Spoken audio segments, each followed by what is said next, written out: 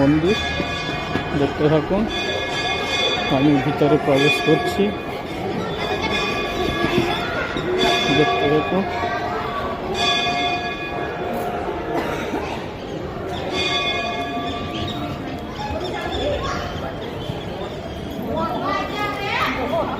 আমি প্রায় মন্দিরে আছি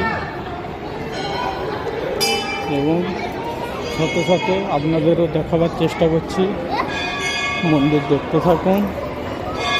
এই সেই মূল মন্দির, এখানে রয়েছে পশুপতিনাথ। যদিও ভিডিও করা অ্যালাউ নেই, তাও আমি আপনাদের দেখাচ্ছি, আপনারা দেখতে থাকুন সেই পশুপতিনাথ মন্দির।